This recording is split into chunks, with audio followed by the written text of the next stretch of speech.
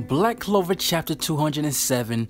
What a chapter this was. If you have not read this chapter yet, go read it. Come back to this video to listen to this review because we about to dive into some deep spoilers. Now, if I'm snuffling a little bit, I'm a little under the weather, so don't mind it. I'll try not to do it as much. But let's dive into this chapter. Now, the craziness of this chapter is continuing to show the dominance that the devil is bringing to this arc. This chapter made the readers, it made myself think that, okay, how can this man die? But let's start from the beginning. This chapter picks up where Asta clashed with his anti-magic sword to the devil's trident. And we know that Asta is not on the same level as the devil, but he has a counter because he has an anti-magic sword. Something that has been foreshadowed for the past few chapters that the devil has a weakness to. And the devil is just getting frustrated because he realized that none of his attacks is working against Asta when he used that sword. So he tells him to get back. Then the devil used the Storm of Swords. Then you see this dope moment where Lumiere, Licht, and Yuno comes in and help and support Asta. So they all four of these guys are fighting at the same time, deflecting the storm of blades. But then Yuno says something very revealing to us when he was out in the distance staring at Licht. He talks about and compliments Licht of how his magic is so overwhelming, his insane aura. Then he goes on to say, what is this warmth? I feel like I'm being wrapped in nostalgic feeling. Now we know from a few chapters back that it was revealed to us by the devil that the unborn child of Licht is inside of Yuno. And I believe that's more evidence that further proves that Yuno is the unborn child of Licht. He is the reincarnation. Now we know that that is the unborn child, the half-breed that's inside of him, that's making him feel that way, but Yuno is the only character who didn't get possessed by the elf and become evil. It was almost as if it awakened something in him that was already there. I'm hoping that at the end of this arc we get like a Star Wars feeling where Licht just turns around and tells Yuno, I am your father. I can just imagine the tons of videos that's gonna be made if that happens. The next panel shows that Nero is healing the first Wizard King with her sealing magic. And Asta is so excited, he's saying that that's what I expect from the first Wizard King. He's just a fanboy, he's just fanboying all over it. But then he goes on to talk to Nero and says that he felt like they met before. Her aura reminds him of someone he knows, and he's just trying to get confirmation. And of course, Nero doesn't tell him, she just grabs his ear and say, pay attention to the battle. Now, her real name is Sekre or Sekri. I don't know the right pronunciation, so I'ma just go with my first option, Sekre.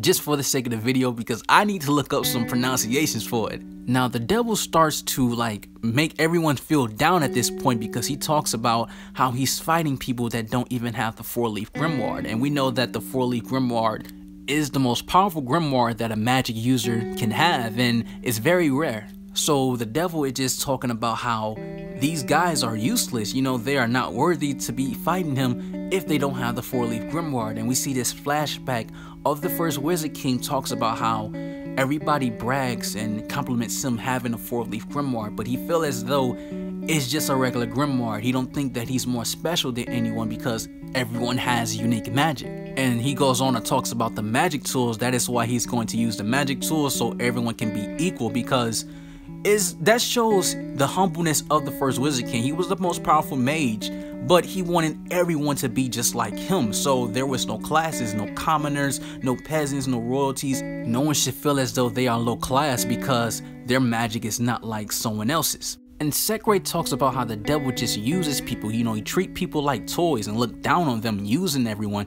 But the devil talks about how he's going to kill everyone that's at the bottom of this fortress with his magic power. Then we see this scene where Licht talks about how he's going to lace everyone's power together to create the most powerful magic attack. And with his demon dweller sword, we see him absorb every elf that was reincarnated. He absorbed all their magic abilities into his demon dweller sword to create the most powerful attack, and he sliced the devil with it. I think that is by far the most, if not the most powerful feat we've seen in Black Clover so far. Ultimate sword magic, dormant demons blade supreme. When I first saw this, I was thinking, okay, there is no way the devil can come back from this. He has to die after this attack. This is the most powerful attack we ever seen. But funny enough, he comes back, and I was just like, wow. I was thinking that this was going to be the end of the arc, but it wasn't. What was left of him was his heart, and all he said was heal. You know, that word magic is completely broken, but after Licht does his attack and everyone is freaking out saying, oh my gosh, like the devil is healing, Licht looks at Asta, and I believe he did that to show Asta that he can do the same thing since they have the same sword. We've seen him do it in the cave when he was fighting one of the Eye of the Midnight Sun, Sally, and then we seen him do it in the beginning early on against Mars when he absorbed Noel's power. But the odd thing is that Licht absorbed all of the L's power.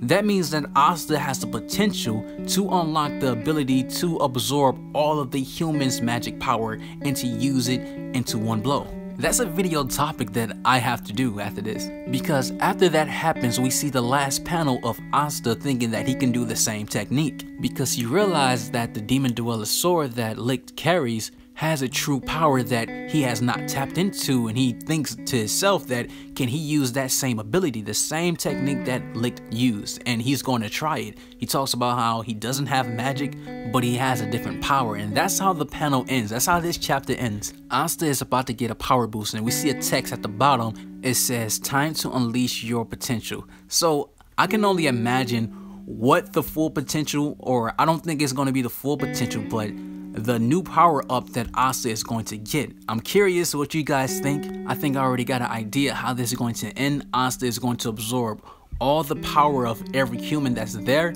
and then use the ultimate attack against the devil. But that's just a theory, so with that being said, comment below and tell me what you guys think. Make sure to smash the like button if you enjoyed this review. You know, I appreciate it. It really helps a lot because it gets the video more out there. So thank you all for watching. Subscribe to the channel if you are new, and I'm out.